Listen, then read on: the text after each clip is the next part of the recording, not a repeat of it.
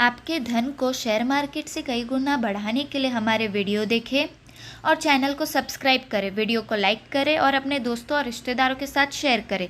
नए वीडियो के नोटिफिकेशन के लिए बेल आइकन ज़रूर दबाएं।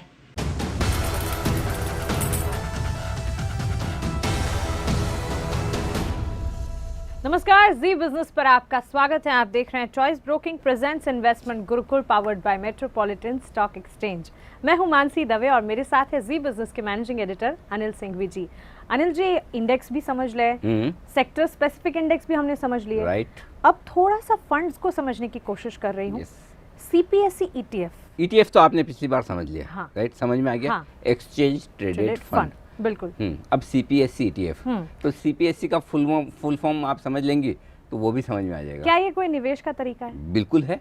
अच्छा। Central public sector enterprises, CPSE उर्फ सरकारी कंपनियां। ये बेटर है। बस हाँ, सिंपल सरकारी कंपनियां। ओके। कौन सी सरकारी कंपनियां? केंद्र सरकार वाली। सरकारी कंपनियां दोनों होती है, अलग अलग राज्य की भी होती है ना, और केंद्र की भी होती है। केंद्र की सरकारी कंपनियां कौन सी? जैसे भेल, NTPC, power grid types, ONGC, oil India, 50 हैं, ठीक है ना। तो सीपीएसई ईटीएफ मतलब सरकारी कंपनियों से बना हुआ ईटीएफ। ईटीएफ मतलब एक्सचेंज ट्रेडेड फंड, वो फंड जो एक्सचेंज पे ट्रेड होता है, वो सरकारी कंपनियों का फंड जो एक्सचेंज पे ट्रेड होता है। ये हो गया आपका सीपीएसई ईटीएफ, यानी कि सरकारी कंपनियों का ईटीएफ। ठीक है, बिल्कुल सिंपल है, कोई रॉकेट साइंस नहीं, कहीं कोई दिमाग लगाने की जरूरत नहीं है। और अब भी समझ में नहीं आ रहा है तो पहले फ्लैशबैक में जाइए, ईटीएफ समझ लीजिए, ईटीएफ का रिवीजन कर लीजिए। जैसे ही ईटीएफ का रिवीजन हुआ, ईटीएफ पक्का आ गया, फिर तो आपको सरकारी लगाना है आगे। हाँ, सरकारी ईटीएफ, सरकारी ईटीएफ, सीपीएसई ईटीएफ, सरकारी ईटीएफ। हाँ, अब इसमें फर्क सिर्फ इतना है, वो मैं बता दूं। ईटीएफ जैसे हमने बताया कि निफ्टी का हो सकता है, सेंसेक्स का हो सकता है, किसी और सेक्टर का हो सकता है, कुछ शेयरों को मिलाकर एक साथ ईटीएफ बनाया जा सकता है। करेक्ट। सरकारी कंपनियों के ईटीएफ में क्या है, और स्पेशली सीपीएसई ईटीएफ में सिर्फ और सिर्फ सरकारी कंपनियों का बनता है। अच्छा, तो ये चुनिंदा कंपनियां हैं। हाँ। वही रहती है या बदलती भी हैं? हाँ, ये बड़ा सवाल है। सब कुछ बदलता है, सरकारें बदल जाती है, कंपनियां बदल जाती है, तो कोई बड़ी बात नहीं है। लेकिन हाँ, हर एक ईटीएफ में कंपनियां बदलती है। कितनी कंपनियां होंगी, नंबर ऑफ कंपनियां, वो बदल जाती हैं, उनका वेटेज बदल जाता है। तो हर ईटीएफ पिछले ईटीएफ के कंपैरिजन में अलग है। अच्छा। हाँ, ये ऐसा नहीं कि पार्ट 1, मतलब आप जैसे ये समझिए ना कि कोई मूवी आ रही है, उसका सीक्वल आ रहा है ना, तो वो फ्लैगशिप ब्रांड तो वही है। हाँ। हेरा फेरी है। हाँ, लेकिन उसके अंदर हेरा फेरी 2 और वो सब जैसा आता है ना, वैसे ही सीपीएसई स्टोरी चेंज हो जाती है। हाँ, स्टोरी चेंज हो जाती है, ब्रॉडली किरदार वही रहते हैं, है ना, सेम वैसे ही है, बस वो समझ लीजिए। ये सीक्वल आ रहे हैं। पहला सीपीएसई ईटीएफ आया, करेक्ट, बिल्कुल, मार्च 2014 में आया था। ओके। अप्रैल 2014 में लिस्ट हुआ था। अच्छा, ये 4-5 साल पुराना ही है अभी। हाँ, 2014 से आज 5 साल समझ लीजिए। बिल्कुल। तो वहाँ लिस्ट हुआ था, तो अप्रैल 2014 में आया। उसके बाद 4 और आ गए। तो पहला वाला आया था, तो सरकार को पता थोड़ी था कि और भी लाएंगे। हमेशा आप देखिए, कोई भी मूवी जब पहली बार बनती तो उसमें कभी 1 नहीं आता। हाँ। दूसरी बार से आना जब वो हिट होती है फिर। हाँ, तो सीपीएसई ईटीएफ जो पहली बार मार्च 2014 में आया था, हो गया हिट। उसने 5 साल में लगभग 50% के आसपास के रिटर्न दिए। चूंकि वो हिट हुआ तो सरकार को लगा कि और लाने चाहिए, तो फिर सीपीएसई ईटीएफ 1 आया, 2 आया, 3 आया, 4 आया। अभी 1, 2, 3, 4 4 तक आ चुके हैं। बिल्कुल। तो कुल मिलाकर 5 ईटीएफ है सरकारी कंपनियों के। सीपीएसई ईटीएफ 1, सीपीएसई ईटीएफ 1, 2, 3, 4, तो नंबर 4 तक आए, लेकिन है 5। अच्छा, तो पहला है और हाँ, उसके पहला बाद वाला 4। 0 समझ लीजिए। हाँ, तब उन्हें पता नहीं था हिट होने वाला है। एग्जैक्टली। अच्छा, तो इसमें एफएफओ ये भी कुछ है? हाँ, एफएफओ, फर्दर फंड ऑफर। आपने बहुत सारे एफओ सुने हुए, आईपीओ सुना हुआ है पहले तो। हाँ, सीख जो भी लिया। कंपनी आती है वो आईपीओ लेकर आती है। फिर एफपीओ होता है, फॉलो ऑन पब्लिक ऑफर। वैसे ही एनएफओ होता है म्यूचुअल फंड्स के केस में, न्यू फंड ऑफर। वैसे ही ईटीएफ के केस में एनएफओ होता है, न्यू फंड ऑफर। लेकिन एक ईटीएफ जब आ गया, ऑलरेडी लिस्ट हो गया, फिर से वही ईटीएफ आप दूसरा लाना चाहते हैं, तो उसका नाम दिया एफएफओ, फर्दर फंड ऑफर। कोई फर्क नहीं है, सेम ही है। पर ये मतलब एक ईटीएफ आ गया तो आपने कहा ना 5 है। हाँ, तो फिर ये जब नया आया तो उसे एफएफओ का नाम दिया, ऐसा कह रहे हैं भाई सीपीएससी ईटीएफ एक ईटीएफ है, ठीक है। अब सीपीएससी ईटीएफ नंबर 1 आया, वो एक तरह से एफएफओ हो गया, फर्दर फंड ऑफ। अच्छा अच्छा अच्छा, ओके ओके। कंफ्यूज मत होइए बिल्कुल भी। तो अच्छा, कंफ्यूज इसलिए भी नहीं होना मानसी कि जब ईटीएफ जो है पहला वाला आया और दूसरा वाला जो आता है, एक ध्यान में रखिएगा, बहुत इंपॉर्टेंट चीज़ है, स्टॉक सेम नहीं होंगे, स्टॉक्स बदलते हैं। होंगी सरकारी कंपनियां, होंगी केंद्र सरकार की सरकारी कंपनियां, लेकिन नंबर ऑफ स्टॉक्स बदल जाएंगे, कंपनियां बदल जाएंगी, वो पॉसिबल है। अच्छा, कॉन्फ़िगरेशन भी बदल सकते, नंबर ऑफ स्टॉक्स भी बदल बिल्कुल, सकते 10 हो सकती है, 12 हो सकती है, 15 हो सकती है, 8 हो सकती है। हैं। कुछ कंपनियां कॉमन रह सकती है, कुछ कंपनियां निकल सकती है, कुछ कंपनियां नहीं आ सकती है ना। तो ये बदलेंगी, ठीक है। ईटीएफ लाने का तरीका बदल सकता है और इसीलिए इसको एफएफओ बोलते हैं। एक्चुअली मैं बताऊं, वैसे इसको एफएफओ बोलना नहीं चाहिए, ये अपने आप में एक तरह का नया फंड है, क्योंकि पिछले फंड के मुकाबले में ऐसा डिट्टो तो है नहीं। हाँ, बदल सकते हैं, आपने बदल कहा ही बहुत रहा सारी है, चीज़ें, हाँ। बदल ही रहा है। डिस्काउंट कम ज़्यादा होता है, फंड्स में स्टॉक्स, नंबर ऑफ स्टॉक्स कम ज़्यादा होते हैं, उनका प्रोपोर्शन कम ज़्यादा होता है। तो कायदे से तो एफएफओ बोलना नहीं चाहिए, लेकिन एक ठीक है, जो रूल्स रेगुलेशन है उसके मुकाबले में फर्दर फंड ऑफर। ठीक है। लेकिन ये स्कीम इन्वेस्ट कहाँ और कैसे होती है? हाँ, इसके पहले एक चीज़ समझनी जरूरी है कि सरकार लाती क्यों है। हाँ, वो समझ में आएगा ना, तो आपको ऑटोमेटिकली समझ में आ जाएगा कि ये बाकी इसके कॉन्सेप्ट पीछे क्लियर हो हाँ। जाएंगे। हाँ, तो क्या क्यों ईटीएफ लाती है? ईटीएफ में क्या होता है, सिंपल, सरकारी कंपनियों का ईटीएफ है। सरकारी कंपनियों में सबसे बड़ी शेयर होल्डर कौन है? सरकार, भारत सरकार, बिल्कुल, ठीक है। भारत सरकार को क्या चाहिए? फंड, पैसे, है ना। हर बजट में आप देखते हैं ना कि डाइवेस्टमेंट का इतना टारगेट, 80,000 करोड़, 90,000 करोड़, 70,000 मिले, करोड़, टारगेट ना मिल पाए, टारगेट। हाँ, बिल्कुल। कैसे? सरकारी कंपनियों में सरकार अपनी शेयर बेचेगी, राइट। शेयर बेचने का क्या तरीका है? किसी भी कंपनी का ऑफर फॉर सेल लेकर आए, मसलन कोल इंडिया, ओएफएस, कोल इंडिया में शेयर बेचने, ऑफर फॉर सेल ला रहे हैं। अब होता क्या है, प्रॉब्लम क्या है? सपोज कोल इंडिया में ऑफर फॉर सेल लाना है, पहले कोल इंडिया के भाव गिरना शुरू, फिर आप डिस्काउंट और दो, ठीक है। तो जो प्राइस एक्चुअली मिलनी चाहिए सरकार को वो मिलती नहीं।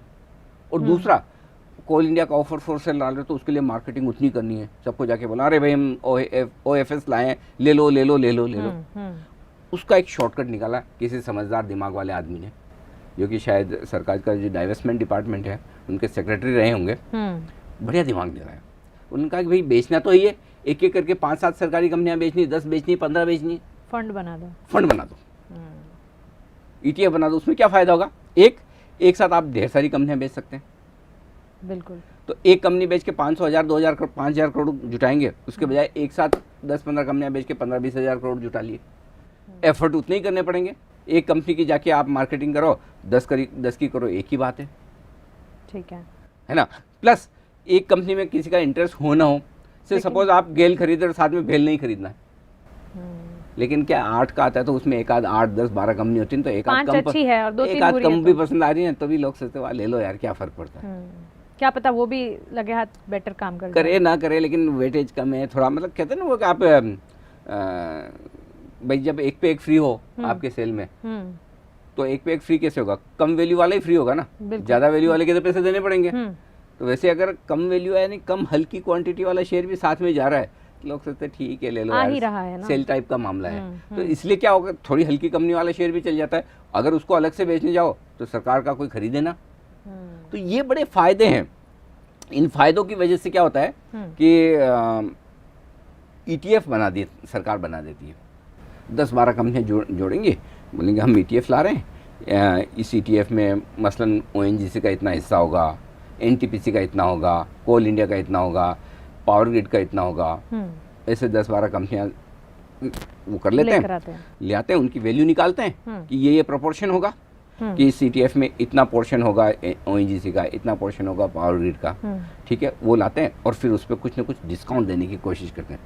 हिंदुस्तान में डिस्काउंट के बगैर कुछ मिलता नहीं, लोगों को लुभाने की कोशिश करते हैं। आपसे ज़्यादा अच्छा कौन जान सकता है कि सेल, बस सेल ये शब्द ही अपने आप में इतना अट्रैक्टिव है, मुंह में पानी आता है। तो बस वो डिस्काउंट और फिर एक मिक्स सारी कंपनियों का जो मिलकर आता है, वो लोगों को आकर्षित करता है। और फिर सरकार का काम हो गया, ढेर सारी कंपनी में एक साथ स्टेक बेच दी, ज़्यादा पैसे एक साथ आ गए, डाइवेस्टमेंट हो गया।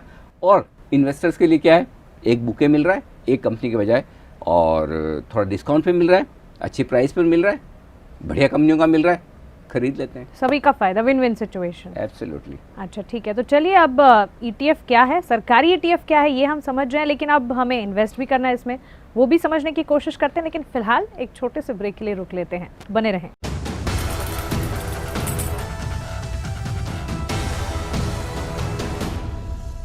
ब्रेक के बाद स्वागत है आपका। आप देख रहे हैं इन्वेस्टमेंट गुरुकुल और हम समझ रहे हैं सरकारी ETF यानी कि CPSE ETF। जी। ये आपने 5 ट्रांचेस ETF की बात की, अगर मैं 6th ट्रांच में मान लीजिए आ गई तो क्या वही स्पेसिफिकेशंस होंगे या कुछ बदलेगा? नहीं, ऐसा नहीं है। हर बार ETF जो आता है उसमें नंबर ऑफ शेयर्स अलग अलग हो सकते हैं, किसी में 10 हुए, किसी में 12 हुए, किसी में 8 हुए, 11 हुए, ठीक है। और हर बार शेयर भी अलग हो सकते हैं। किसी पहले वाले CPSE ETF में कोई जो शेयर थे, ज़रूरी नहीं कि वो 5वां आए उसमें भी वही रहे। लेकिन एक फ़र्क है मानसी, वो समझना चाहिए कि जब हम ये कह रहे हैं कि ये FFO है, ठीक है, फर्दर फंड ऑफर, जी, तो आप ये जाके अगर ढूंढना शुरू करें सिक्वल की तरफ, जैसे आप मूवी देखते हैं तो आपको लगता है ना कि मुझे हेरा फेरी का सिक्वल देखना है, वेलकम का सिक्वल देखना है, वैसा नहीं, इसमें ऐसा सिक्वल नहीं होता। इसमें एक ही रहेगा फंड, एक्सचेंज पे एक ही लिस्टेड होता है। अच्छा, हाँ। एट अ टाइम एक ही रहेगा? नहीं, हमेशा हमेशा। CPSE ETF आप नंबर 1, 2, 3, 4 जो भी जाएंगे रहेगा एक ही ETF, लिस्टेड एक ही होगा। तो क्या होता है, जब नया फंड ऑफर आता है जिसे हम FFO कहते हैं जी, तो उसकी जो कोई भी उसके शेयर्स हैं, उसकी जो कंपोजिशन है, उसके हिसाब से उसकी उस पर्टिकुलर दिन की वैल्यू निकाली जाती है। ठीक है, समझिए कि 1 जनवरी को फंड लॉन्च हुआ है, अलॉटमेंट दिए गए हैं, तो उस दिन की जो उनकी वैल्यू होगी यूनिट्स की, जो 10-11 जो भी कंपनियां हैं उनका जो प्रोपोर्शन है उसके हिसाब से वैल्यू निकालेंगे। वैल्यू के बाद डिस्काउंट 5% हाईएस्ट दिया अब तक, 3.5% लोएस्ट दिया है। अच्छा, इन पांचों में से मिलाकर। हाँ, तो जो डिस्काउंट होगा उस डिस्काउंट के बाद जो NAV आती है उस NAV के बेस पे आपको यूनिट्स अलॉट हो जाएगी, और वो यूनिट्स आपकी पुराने वाले ETF में जो है उसी में मिल जाएगी। अच्छा, हाँ, सिंपल। तो ये तरीका है, बिल्कुल आसान। इसमें ये एक डिफरेंस है। ये डिफरेंस है, मतलब एक बार आपके पास यूनिट्स आ गई ना, फिर बार बार ये सोचने की जरूरत नहीं मैंने 1 नंबर लिया है कि 2 नंबर लिया है कि 4 नंबर लिया है, एक ही है आपके पास ETF, ये समझ लीजिए, CPSE ETF, सिंपल। ठीक है, अब आसान हो गया ना? हाँ, अब बिल्कुल ये सब डिफरेंस पता चलने से और आसान हो गया। Exactly. लेकिन अगर इसमें अब मुझे इन्वेस्ट करना ही हाँ, है, बिल्कुल। तो फिर इसकी क्या कोई मैक्सिमम लिमिट है, किस तरह से इन्वेस्ट किया देखिए, जाए? पहली चीज तो ये कि आप रिटेल इन्वेस्टर्स हैं या नॉन रिटेल, ये आपको डिसाइड करना है। रिटेल का मतलब क्या है, ऐसा नहीं कि जिसके पास पैसे कम है वो रिटेल, जिसके पास ज़्यादा है वो रिटेल इन्वेस्टर नहीं है। अगर राकेश झुंझुनवाला भी 2 लाख रुपए से कम की एप्लीकेशन डालेंगे तो वो रिटेल हो जाएंगे, और आप भी 2 लाख से ज़्यादा की डालेंगे तो नॉन रिटेल, बड़ी इन्वेस्टर हो जाएंगे आप, है ना। तो पॉइंट सिंपल है। तो इसमें 3 तरह के इन्वेस्टर होते हैं। एक एंकर इन्वेस्टर्स होते हैं, जो इंस्टीट्यूशंस होती हैं जो पैसा लगाते हैं, छोड़ दीजिए उनको। दूसरे होते हैं रिटेल इन्वेस्टर्स जो 2 लाख रुपए तक की एप्लीकेशन लगाते हैं, और तीसरे होते हैं वो नॉन रिटेल इन्वेस्टर्स जो 2 लाख से ज़्यादा की लगाते हैं एप्लीकेशन। ठीक है, हम आते हैं रिटेल की तरफ, कि हमारे दर्शक तो रिटेल वाले ही हैं। बिल्कुल। 5,000 रुपये से आप शुरू कर सकते हो। 5,000, हाँ, मिनिमम 5,000। ठीक है। 5,000 रुपये के बाद 5,001, 5,002, 3, 4, 5 जितनी लगानी है 2 लाख तक की लगा लो आप। 5,000 रुपये से लेकर 2 लाख रुपए तक की एप्लीकेशन आपकी रिटेल कैटेगरी में होगी। और मैं क्यों रिटेल कैटेगरी की बात कर रहा हूँ, आमतौर पर जो CPSE ETF में डिस्काउंट मिलता है वो रिटेल को दिया जाता है। हो सकता है सबको भी मिले, वो अलग अलग ETF पे डिपेंड करता है, लेकिन रिटेल को तो मिलता ही है। ठीक है, इसलिए फायदा रिटेल को तो है ही हाँ, इसलिए हम कहते हैं कि रिटेल को लगाना चाहिए। अब कैसे लगाना है वो इम्पोर्टेंट है। पहली चीज़, आपके पास डीमैट अकाउंट होना चाहिए। दूसरी चीज़, आपके पास ट्रेडिंग अकाउंट होना चाहिए। तो डीमैट अकाउंट तो आप कहीं भी खुलवा सकते हैं, किसी बैंक, इंस्टीट्यूशन या ब्रोकर के पास। ट्रेडिंग अकाउंट आपको किसी न किसी ब्रोकर के पास खुलवाना पड़ेगा, करेक्ट, या किसी बैंक की जो ब्रोकिंग आर्म है, जैसे ICICI बैंक की हो गई कुछ, या जैसे चॉइस ब्रोकिंग हो गई, तो उस तरह से आपको एक ब्रोकिंग अकाउंट होना चाहिए। क्यों होना चाहिए? क्योंकि ये ETF है, एक्सचेंज ट्रेडेड फंड, एक्सचेंज पर हो रहा है। एक्सचेंज पे ट्रेड करने के लिए क्या चाहिए? ब्रोकर के पास ट्रेडिंग अकाउंट। अगर वो नहीं है तो आप कर नहीं पाएंगे, करेक्ट। आपके पास ये दोनों हैं, और बैंक अकाउंट तो हो गई, मैं मान के चल रहा हूँ। ये तीनों अकाउंट आपके पास में, जाइए एक्सचेंज पे, ट्रेड करिए, ढूंढिए CPSE ETF, खरीदिए, बिल्कुल ठीक उसी तरह से जैसे कोई दूसरा शेयर आप खरीदते हैं। अगर आपके पास यूनिट्स हैं, बेचना चाहते हैं, ठीक उसी तरह से बेचिए जैसे आप कोई शेयर बेचते हैं। ठीक है, online very online much available. बिल्कुल ट्रेडिंग होती है बाकायदा। म्यूचुअल फंड में क्या होता है, आपको म्यूचुअल फंड के पास जाकर या तो नया खरीदना है तो यूनिट्स खरीदनी होती है, बेचना है तो आपको म्यूचुअल फंड को रिडम्पशन देना होता है, प्रोसीजर से गुजरना है। वहाँ यूनिट्स कम ज़्यादा होती है। लेकिन ETF का बेसिक प्रिंसिपल फिर से याद कीजिए, नहीं तो पिछला एपिसोड देख लीजिए। ETFs की यूनिट्स फिक्स हैं, कम ज़्यादा नहीं होती, ट्रेड होती हैं, एक से दूसरे हाथ में जाती हैं। ठीक है, करेक्ट, बिल्कुल राइट। सो इसमें आपको एक्सचेंज पर जाकर वो यूनिट्स किसी से खरीदनी है या किसी को बेचनी है। ठीक है, लेकिन बाकी जो सारे ऑप्शंस हैं, इन ऑप्शंस के साथ अगर कंपेयर करें तो ये ज़्यादा फायदेमंद क्यों? फायदेमंद से ज़्यादा एक और चीज़ है जो इम्पोर्टेंट पहले वो आपको समझनी चाहिए, वो ये कि देखिए प्रोसेस क्या है, इससे आपको पता चलेगा कि फ़ायदा कब और कैसे होता है। आपने एप्लीकेशन की कि मुझे ये ETF खरीदना है, सरकार कहते हुए कि हम ETF खोल रहे हैं सरकारी कंपनियों का, आप पैसा लगाइए। पैसा लगाने के 15 दिनों के भीतर भीतर अलॉटमेंट होता है जी, जिस दिन इशू बंद हुआ, ठीक है, और 15 दिनों के भीतर अलॉटमेंट हो गया। अलॉटमेंट के 5 दिनों के भीतर भीतर ये CPSE ETF लिस्ट हो गया। तो मैक्सिमम 20 वर्किंग डे में आपका काम हो गया, मैक्सिमम। जी बिल्कुल, ठीक है ना।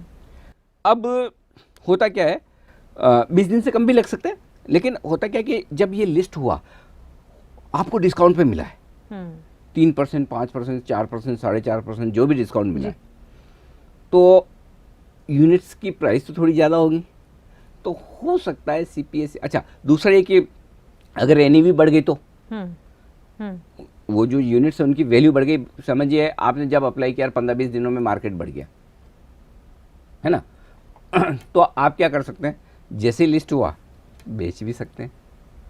3%, 4%, 5% जो आपका पैसा बन गया डिस्काउंट वाला या एडिशनल बन गया, मजे हो गए आपके तो। लिया डिस्काउंट में अरे और बेच 15-20 दिन में सकते हो, 4-5% किसको बोलते हैं, बहुत ही बढ़िया है, बहुत ही अच्छा रिटर्न है तो, है ना। तो ये तरीका है आपको पैसा बनाने का। तो इसलिए कई लोग क्या करते हैं डिस्काउंट का फ़ायदा उठाते हैं। देखो सरकारी कंपनियों में पैसा लगाने का मजा ही तभी जब सस्ती मिले। हाँ, और उसका फायदा और फिर सस्ती उसके किससे बाद मिले, मार्केट के दाम से सस्ती मार्केट मिले। प्राइस से कम। क्योंकि क्या होता है जनरली ETF आता है ना, या फिर जनरली सरकारी कंपनियों का ऑफर फॉर सेल आता है, या कुछ भी होता है ना, उससे पहले ही गिरने लग जाते हैं। एक तो पहले से गिरे हुए, फिर NAV पे डिस्काउंट, तो बहुत ही तो क्या अच्छे ऐसे गिर गिर price- के क्या बंद थोड़ी हो जाएंगी कंपनियां, है ना। तो जैसे ही फिर आपको थोड़ा सा बेहतर मिले प्रॉफिट बना लिए। तो लोग है ना इसमें इन्वेस्टमेंट की जगह ट्रेड भी कर डालते हैं, और करना चाहिए। मैं तो कहता हूँ कि रिटेल कैटेगरी में लगाइए, 2-2 लाख रुपए की अगर फैमिली में 2-4-5 मेंबर हैं, 20 दिन में ही आपको रिटर्न 15-20 दिन में पैसा बन गया। मैं तो कहूँगा 20 दिन में अगर 2%, 3% भी बना तो क्या बुरा है। अच्छा है। 20 दिन में 2% बना मतलब 30 दिन में 3%, यानी कि 12 महीने में 36%। स्टॉक मार्केट में भी ऐसा रिटर्न अगर देखें तो बहुत ही ज्यादा अट्रैक्टिव अरे है। 36% कहाँ बनता है। लेकिन तो ऐसा स्टॉक मार्केट जो है वो तो डिविडेंड भी देता है, हाँ तो ETF डिविडेंड देता है ना, इसमें डिविडेंड ऐसे नहीं आता। ETF को डिविडेंड तो मिलेगा क्योंकि ETF में शेयर है, राइट। सपोज ONGC का शेयर है, सपोज कोल इंडिया का शेयर है, ये कंपनियां डिविडेंड दे रही हैं तो डिविडेंड तो आएगा। हाँ, तो जब डिविडेंड आता है तो ये डिविडेंड बांटा नहीं जाता, इससे NAV बढ़ जाती है, उसकी हाँ, यूनिट्स की मतलब वैल्यू बढ़ जाती है। ऐसे नहीं तो वैसे। हाँ, इनडायरेक्टली मिलेगा बेनिफिट आपको, ठीक है। पक्का मिलेगा, ये बात पक्की है। हाँ, अरे भाई मिलना ज़रूरी भी है ना, कि जब डिविडेंड दिया जा रहा है तो डिविडेंड के बाद उसकी वैल्यू भी तो कम हो जाती है। ऐसे देखा जाए तो शेयर का दाम भी तो घटता है। तो ये डिविडेंड उसी के एक तरह से वो ग्रोथ ऑप्शन वाला शेयर है, ये म्यूचुअल फंड है। हाँ, हाँ, हाँ, इसमें डिविडेंड ऑप्शन नहीं है, तो but डिविडेंड in a अलग से way आपको है। मिलेगा नहीं, लेकिन आपकी वो वैल्यू में रिफ्लेक्ट बेनिफिट बिल्कुल मिलेगा। बेनिफिट मिलेगा भी। अच्छा, इसके फीचर्स क्या हैं? लॉक इन के क्या रूल्स हैं इसमें? कोई लॉक इन नहीं, अच्छा, इसमें कोई ना ना ना, एंकर इन्वेस्टर्स के लिए है लॉक इन, रिटेल इन्वेस्टर्स के लिए कोई लॉक इन नहीं। आराम से जिस दिन लिस्ट हो उसी दिन खेलो इंडिया खेलो खरीदना बेचना जो करना है करो। ठीक है, लेकिन फिर भी कोई रिस्क है इसमें? रिस्क तो हमेशा है मानसी जी। देखिए जब भी आप ये सिर्फ स्टॉक सवाल है, मार्केट लेकिन में मुझे पैसा पता लगाएं, ही है आपका जवाब यही। जब भी आप पैसा लगाएं पहले तो ये मान के चलिए कि आपका डूबने वाला है स्टॉक बना मार्केट का तो पहले अच्छी दिए बात है। नहीं, लेकिन उतनी रिस्क नहीं है। क्यों नहीं है? क्योंकि एक तो सरकारी कंपनियां हैं, दूसरी ये कंपनियां जहाँ आमतौर पर जो होती है ना ETF में वो ऊपर नीचे कम होती हैं, तीसरा डिस्काउंट का क्वेश्चन है आपको, है ना। बट आप ऐसा नहीं कह सकते कि रिस्क नहीं है। प्लस ज्यादा है, माइनस कम है। मार्केट की रिस्क तो हमेशा रहेगी कि आपने पैसा लगाया और 15 दिन में मार्केट बहुत गिर गया, लो जी, उसमें तो हम कुछ नहीं, और ट्रिगर्स कहीं से भी होते हैं जो इम्पैक्ट कर सकते हैं। तो वो रिस्क हमेशा रहेगी। मार्केट की जो रिस्क दूसरे शेयरों के साथ होती है वो ETF के साथ भी होगी, लेकिन कंपैरेटिवली कम होती है। अच्छा, एक चीज़ और बताऊं, पैसे भी कंपैरेटिवली कम बनते हैं। ऐसा नहीं कि बहुत अनाप शनाप पैसे बनते हैं। कहने के लिए कह सकते हैं कि 2014 मार्च में जो पहला ETF आया था 50% बढ़ गया। 50% मतलब क्या, 5 साल में 50% कौन सा तोप हो गया? तो तरीके से हाँ, 5 साल में दुगुना तो आमतौर पे कोई भी ऐसा वैसा म्यूचुअल फंड में भी आप डाल दो तो हो जाता है। तो उस हिसाब से कोई बहुत बड़ा पैसा बना ऐसा नहीं। हाँ, बहुत ज़्यादा नहीं, ठीक है। लेकिन मल्टीपल एप्लीकेशन सबमिट ना बिल्कुल नहीं, करनी ही नहीं चाहिए। करेंगे तो रिजेक्ट नहीं होगी, सब कुछ साथ में जोड़ दिया जाएगा। और साथ में जोड़कर अगर आपकी 2 लाख से ऊपर जा रही है तो आप रिटेल कैटेगरी में नहीं गिने जाएंगे। तो ये तो है पूरा CPSE ETF का गणित, लेकिन गुरु ज्ञान हमें चाहिए। ओके, सिंपल है।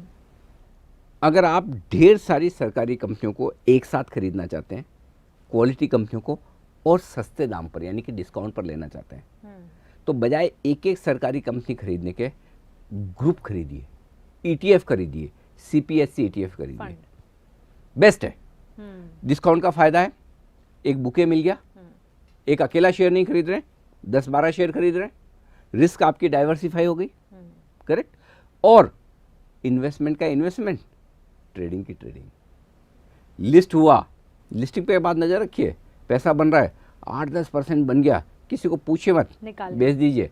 दूसरा आ रहा है ना, हर थोड़े थोड़े दिनों में ETF आ ही जाता है। जब ETF आता है तो उसमें पैसा लगा लीजिए। चलिए, तो फिर इसी गुरु ज्ञान के साथ हमें दीजिए इजाजत, और आप बने रहें हमारे साथ। नमस्कार।